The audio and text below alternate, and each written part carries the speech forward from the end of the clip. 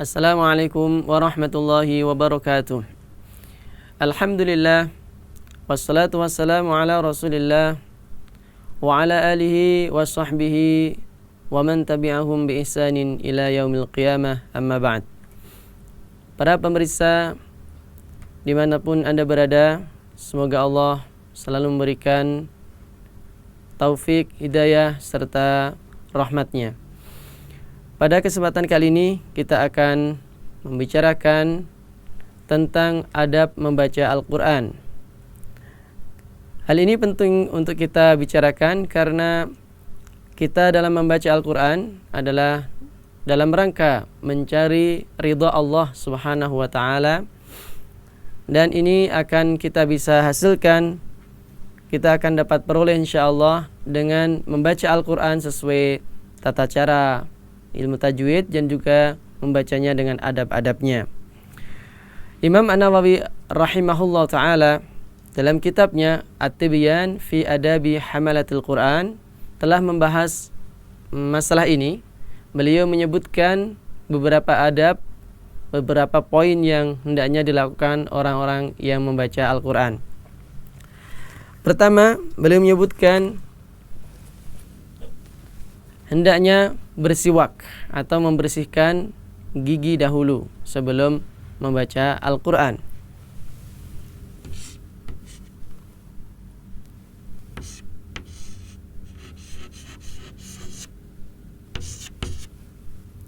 At-tasawwuk,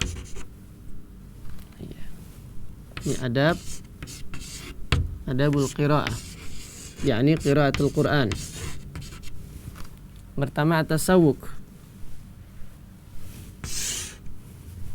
yaitu menggosok gigi atau membersihkan gigi, sehingga ketika kita membaca Al-Quran,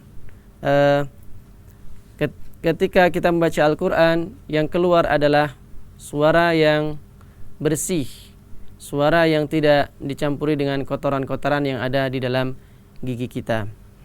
Kemudian yang kedua adalah at-taharah, yaitu suci, dalam keadaan suci, baik dari hadas kecil maupun hadas yang besar.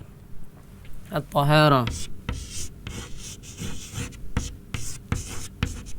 Maka hendaknya apabila dia telah kentut, telah buang air kecil, maka dia hendaknya berwudu dahulu.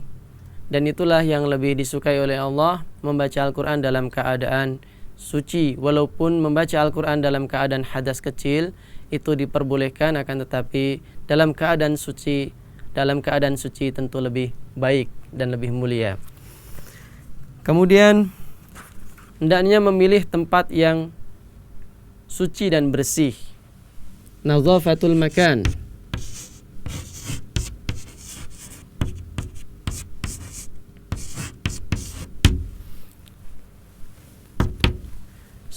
Bersihnya tempat atau sucinya tempat. Bersih dan suci. Misalnya adalah di masjid yang jelas-jelas suci, kemudian dia juga bersih dan juga mengandung banyak keutamaan, karena masjid adalah sebaik-baik tempat yang dicintai oleh Allah Subhanahu wa ta'ala. Maka ketika kita membaca Al-Quran di masjid, maka kita mendapatkan banyak keutamaan. Di samping dia adalah tempat yang suci, dia juga tempat yang berkah yang selalu digunakan untuk kebaikan. Kemudian yang keempat, hendaknya menghadap kiblat, istiqbalul qiblah.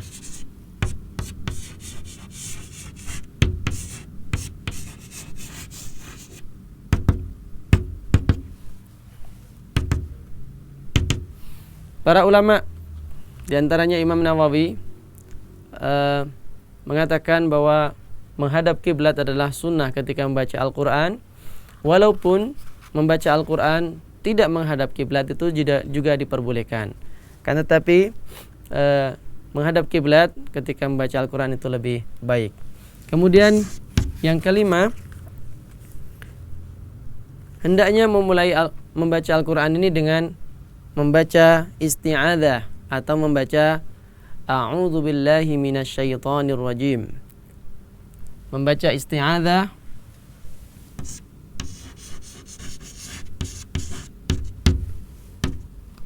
membaca a'udzu billahi minasyaitonir rajim. Kemudian yang keenam, kalau sedang membaca Al-Qur'an hendaknya sikapnya yang khusyuk dan tawaddu. Dia membaca dengan keadaan khusyuk, tawaddu, tadarru. Dia munajat kepada Allah Subhanahu wa taala, tidak sambil tertawa-tawa atau sambil main-main yang sehingga tidak menghormati Al-Qur'an yang ia baca. Walaupun tentunya kita membaca Al-Qur'an dengan jalan itu diperbolehkan, akan tetapi dalam keadaan kita duduk khusyuk sambil merenungi dan seakan kita adalah munajat kepada Allah, ini adalah tentu sikap yang terbaik. Kemudian yang ketujuh, yang keenam tadi adalah sakinah wal waqar, tenang ya, khusyuk, sakinah, al khusyuk wal khusyuk wal waqar. Kemudian yang ketujuh, mengulangi bacaan apabila ingin mentadabburi dengan lebih dalam lagi.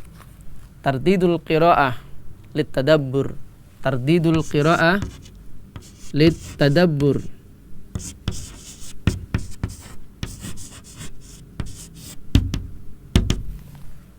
Kita mengulangi bacaan Al-Qur'an, kita ulang-ulang 1 kali, 2 kali, 3 kali, 4 kali, sehingga bacaan itu betul-betul merasuk ke dalam hati kita. Itu diperbolehkan, dan inilah yang sering dilakukan oleh generasi salaf ketika ada ayat yang sangat terkesan olehnya, sangat masuk ke dalam hatinya, maka dia pun mengulangi bacaan tersebut sehingga mereka banyak yang menangis karena mengulangi bacaan tersebut. Maka ini termasuk baik diulang-ulang sehingga tadabbur itu betul-betul atau merenungi bacaan Al-Qur'an itu betul-betul bisa dirasakan dengan sebaik-baiknya. Kemudian yang ke-8 yaitu memperhatikan hukum-hukum tajwid ya, sesuai dengan ilmu tajwid.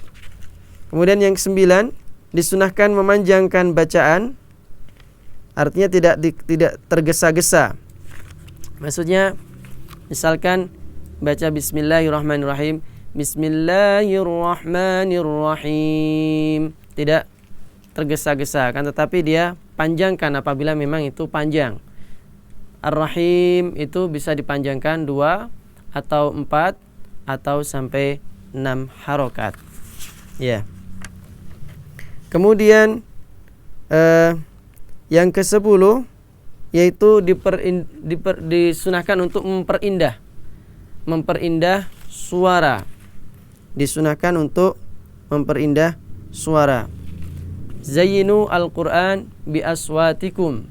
Hiasilah Al-Qur'an dengan suara-suara kalian. Suara yang baik adalah dalam melafalkan Al-Qur'an itu lebih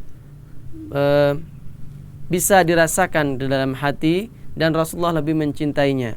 Di dalam hadis sebutkan bahwasanya Abu Musa al-Asy'ari pernah membaca Al-Qur'an dan didengar oleh Rasulullah sallallahu alaihi wasallam. Kemudian Rasulullah sallallahu alaihi wasallam memujinya. Kemudian Abu Musa al-Asy'ari mengatakan, seandainya aku mengetahui bahwasanya engkau adalah mendengarkan bacaan saya ya Rasulullah, tentu akan saya perindah lagi Al-Qur'an yang aku baca ini. Maka disunahkan memperindah suara bacaan Al-Qur'an dengan baik. Kemudian yang ke-11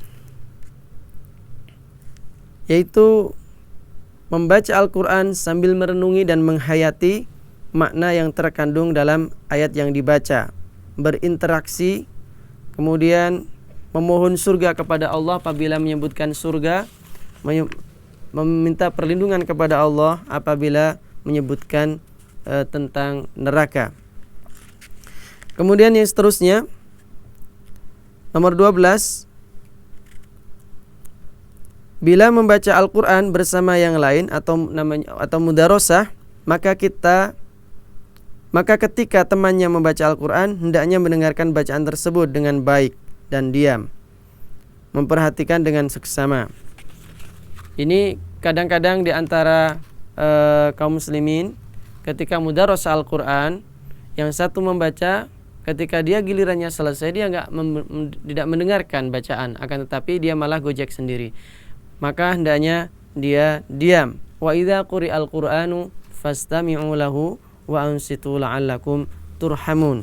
Begitulah kata Allah Subhanahu wa taala. Apabila dibacakan Al-Qur'an, hendaknya kalian istima', mendengarkan, wa ansitu, dan memperhatikan dengan seksama, la'allakum turhamun, supaya kalian mendapatkan rahmat dari Allah Subhanahu wa taala. Kemudian yang seterusnya adalah tidak menyentuh Al-Qur'an kecuali dalam keadaan suci. Allah Subhanahu wa taala berfirman dalam surah Al-Waqiah, la yamassuhu illal mutahharun. Dengan berbagai macam tafsiran dan beberapa perbedaan, akan tetapi mayoritas ulama mengatakan bahwasanya membaca Al-Quran dengan menyentuh Al-Quran maksudnya adalah hendaknya lebih baiknya adalah dengan keadaan suci. Bahkan sebagian ulama yang lain mengatakan wajib dengan suci. Oleh karena itu hendaknya kita ambil tengah-tengah, yaitu membawanya, menyentuhnya dengan keadaan suci. Kemudian membacanya dengan keras apabila memang ini tidak timbul fitnah, tidak timbul riya dan yang lainnya, maka dia membaca dengan keras itu lebih baik. Karena ketika membaca lebih keras, maka dia bisa mendengarkan dengan telinganya, kemudian dia bisa meresap ke dalam hatinya. Berbeda dengan membaca yang hanya di dalam hati. Ada beberapa kaum muslimin membaca Al-Quran hanya dengan hati saja. Tentunya membaca dengan lisan yang keras itu lebih bermanfaat karena lebih merasuk ke dalam hati. Kemudian yang terakhir adalah termasuk sunnah, yaitu berhenti membaca bila sudah mengantuk. Apabila orang mengantuk, maka dikhawatirkan dia itu membaca dengan salah atau bisa membaca ke surah yang lain yang tidak surah tersebut sehingga sambungannya salah, atau bahkan membaca dengan bacaan yang tidak sadar, yang nanti merubah makna dan bahkan bisa maknanya menjadi rusak karena dia membaca dengan ngantuk. Maka hendaknya kita berhenti apabila mengantuk ketika membaca Al-Quran.